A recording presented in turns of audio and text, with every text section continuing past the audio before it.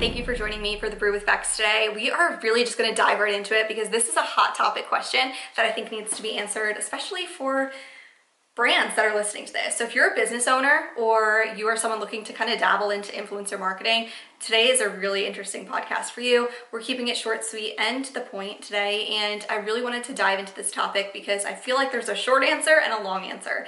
And this is a full form Branding with Bex podcast episode, and I think we have a little bit of time to get into it, but I don't want to take up too much of your time. So let's just dive right in. Well, the short answer is yes, it does work, but not in the same way that we're used to it working. I was just talking with one of our friends, and he's a business owner, and he mentioned that influencer marketing does not work for him. He also mentioned that ads on social media don't really take off when it comes to bookings. And I think that's a really interesting thing to bring up. I think that the influencer marketing industry as a whole has changed significantly since when it started and when it wasn't as big a few years ago. So it's really evolved, and it needed to. The days of, I would say, the perfectly curated or like overly filtered, this post is brought to you by hashtag ad, those days, it doesn't seem as cool anymore. That's really like the rough way to say it. So when creators first started getting sponsored posts, it was such like a status symbol if you got posts that were sponsored and said ad and like we're a part of the business and like, wow, she's creating content and getting paid to do it. And I remember when I got like one of my first collabs, I was like, this is so cool that I get to add like the paid partnership and all of that. And that content usually doesn't perform as well because the paid content, like in Instagram particularly, wants you to put money behind it as like a boosted post because they know that you're monetizing it.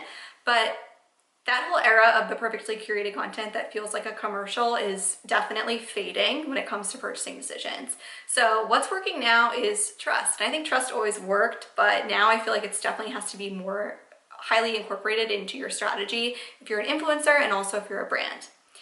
So smaller creators, so creators that are micro or nano creators, these are creators that have like under 100,000 followers and under 10,000 followers. They are smaller, but they have stronger engaged audiences in many cases. These accounts are actually seeing better results than accounts with huge amounts of followers, but lower connections. I think personally that this is happening because people are tired of being sold to. When you're on Instagram, it's really easy to just kind of slide through and swipe through all of the ads that are showing up on your feed. Some of them are from people you follow, some of them are from people you don't follow. And it's really just overwhelming and kind of fatiguey to see it all the time. I don't even know if that's a word, fatiguey, but it is now. And more so people are turning to recommendations, like real recommendations from creators that they can trust. People who actually use the products, people that are like friends, not people that are on this like influencer, celebrity, socialite level, if that makes sense. People want to see the messy, like middle idea, like that they want to see the middle of you creating this recipe that's super healthy that maybe it flopped 10 times before that you actually got it right. Or maybe it's something that you show every day on your Instagram stories as a part of your daily routine, and then it becomes sponsored because then people actually know you use it. It's not like this random thing just showed up on your feed one day and it shows up looking like an advertisement for everyone else. Also, if it looks more curated and more ad-y, it does, I'm like making up words today, right? If it looks more like an ad, people will just swipe by it because it looks like it's an ad. It doesn't look like it's a friend talking to them.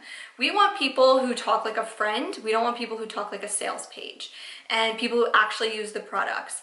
From a brand's perspective, I think it's important that you note that ROI is still there, but it's important to partner with the right creator in the right way and to be very strategic about that partnership. Many brands are looking to creators to create like a more of a long-term partnership, more of an authentic collaboration between the two, not something that feels like here's this random one-off post sharing about our product.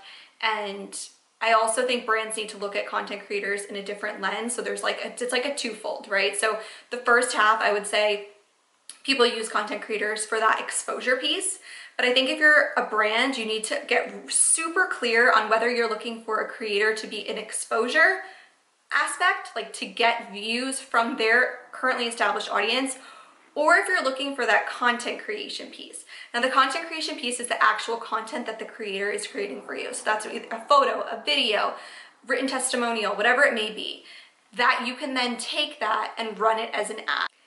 That way that partnership will work out mutually for the both of you without compromising either of your brands. Long story short, does it work?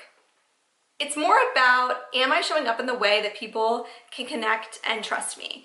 And if you are, you're not just influencing, you're impacting from a creator side. If you're looking at this from a brand side, it gives you the chance to really stay real and stay aligned with your brand, and also to collaborate with creators that do the same.